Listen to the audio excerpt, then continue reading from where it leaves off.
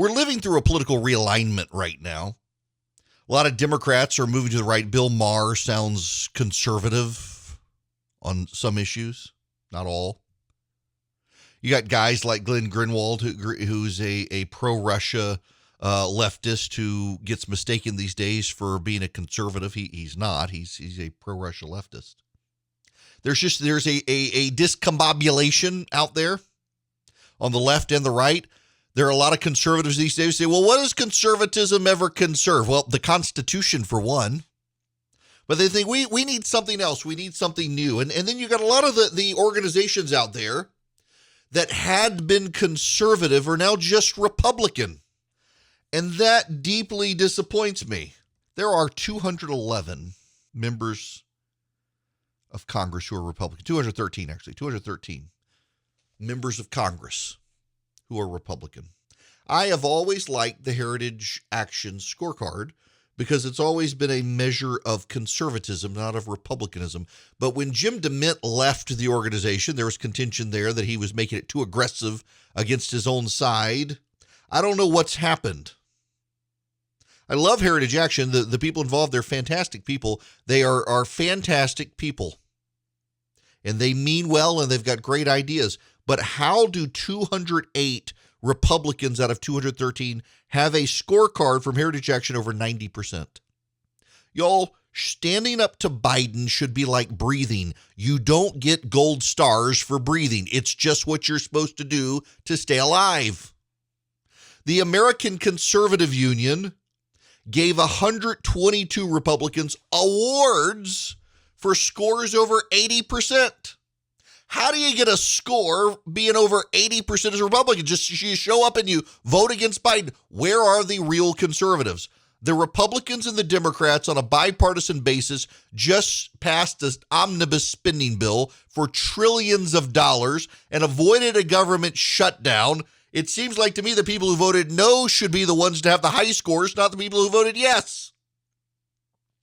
It seems to me the conservatives who are willing to take a stand against their own side are the ones that conservative organizations should be scoring for and not providing cover for Kevin McCarthy, who's not a conservative.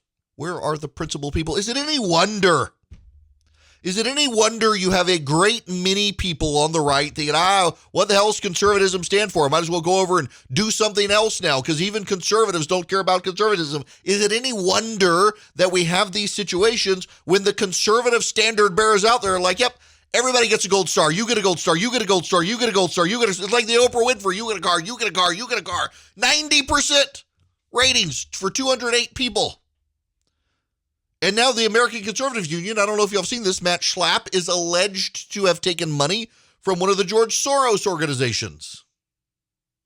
At CPAC this year, they did not have a single pro-life panel. They said, well, pro-life is woven throughout. No, it matters when you actually have a discussion about social conservatism. Matt Schlapp is out there calling Leah Thomas, the dude who's on the swim team at the University of Pennsylvania, she saying, we should clearly be sympathetic to what she's going through. And 30 years from now, when she tells her story, she's not a she, she's a he. Words matter. It's the co-opting of pronouns that try to pressure us into buying into a transgender agenda that is deeply antithetical to science itself. And you got the leader of a conservative group not having pro-lifers on stage. Well, everyone was pro-life on stage. You didn't have a specific event dedicated to it. You didn't have anything related to social conservatism. What you had were clickbait titles designed to own the left. If owning the left means we're giving up on pro-life and we're giving up on sanity in sexuality, count me out of it too. Is it any wonder people are fleeing the conservative movement? The guardians of conservatism seem like they've become the biggest grifters on the planet. As hostile as I sound, I mean it lovingly. Guys, come on. There are not 208 Republicans in Congress who are worth giving a 90% scorecard to. American Conservative Union has always been pay-for-play conservatism. They need to clean up their house. If we don't clean up our house, other people will clean up our house. And what we see right now is a great mass exodus from conservatism of people who are fundamentally conservative. But they look at the conservative movement and they see a bunch of people cashing in, not standing on principle. Republicans in Congress are as culpable for our national debt as the Democrats are. And Republicans in Congress are going along with Democrats on a massive spending increase. And Republicans in Congress have not done anything to really stand up for people who don't want to get the vaccine. Shut down the government. Oh, but we can't because the voters won't like us. We won't. Your quest for power is what causes you to lose power. You're so obsessed with getting it, you'll never get it. The Democrats are about to lose power because they're so obsessed with maintaining power.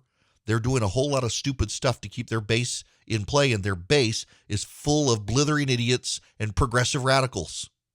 Conservatism should stand for something other than what the Republican Party wants. Conservatism should be distinct from the Republican Party. And if you are a conservative in Congress, you should be voting against massive spending packages that grow government, not voting for them. And if you are voting for them, please turn in your credentials to me. I will be happy to police the conservative movement for you since you don't seem capable of doing it if you're voting for massive spending increases and supporting Kevin McCarthy for Speaker of the House.